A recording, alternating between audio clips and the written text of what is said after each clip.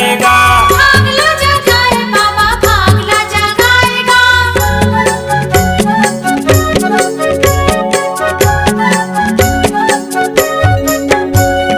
गिरपुरी धाम मत जन्म लेके आएगा। जन्म लेके आए बाबा जन्म लेके आएगा। अमरौती नौ महंगू के भागला जगाएगा। भागला जगाए बाबा भागला जगाएगा। सत्य के पुजारी तोर महिमा अड़बड़ भारी। सत्य के पुजारी तोर महिमा अड़बड़ भारी। सत्य के राह ला दिखा दिए। बाबा तोरे ज्योति गुरु तोरे ज्योति सबके मन में जला दिए। बाबा तोरे ज्योति हे गुरु तोरे ज्योति सबके मन में जला दिए। बाबा जत खाम हे सत्य के है नाम। बाबा जत खाम हे सत्य के है नाम। अमृत के धारा बरसा दिए। बाबा तोरे ज्योति गुरु तोरे ज्योति सबके मन में जला दिए।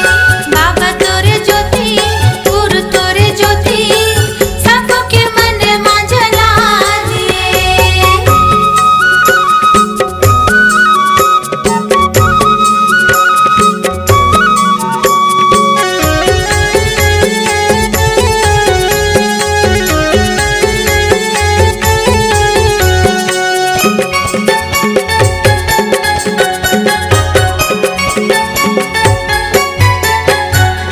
छाता के पहाड़ मत धुनीला रमाएगा।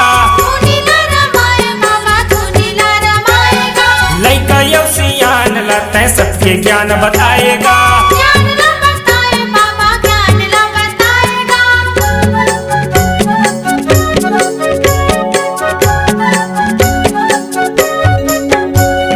छाता के पहाड़ मत धुनीला रमाएगा। धुनीला रमाए बाबा धुनीला रमाएगा।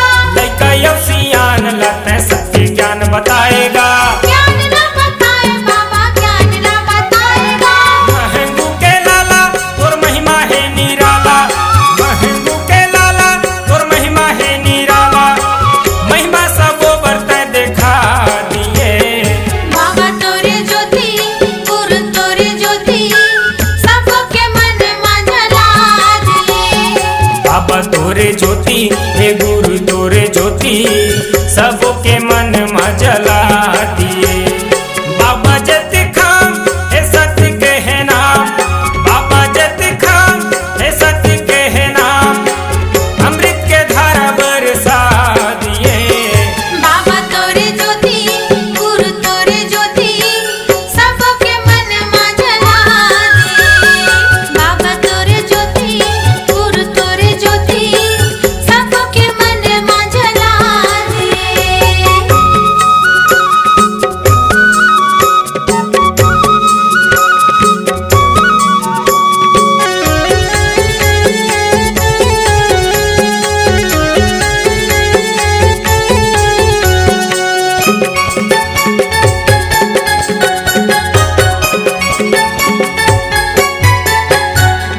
पावन धरती गिरो पूरी बाबा तोरे धाम है। बाबा तोरे धाम है बाबा तोरे धाम है। सबके मायारू बाबा घासीदास नाम है। घासीदास नाम है घासीदास नाम है।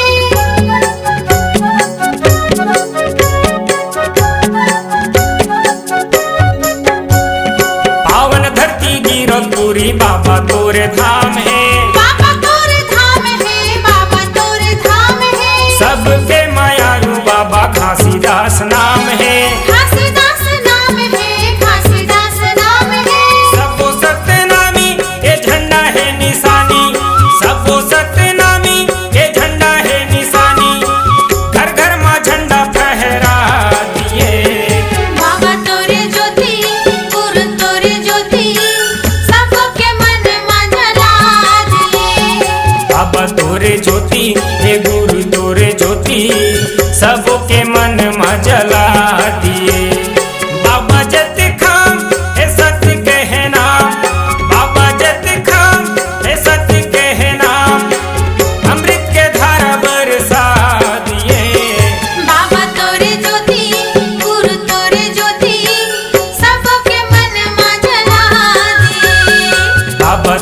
ज्योति हे गुरु तोरे ज्योति सबके मन में जला दिए।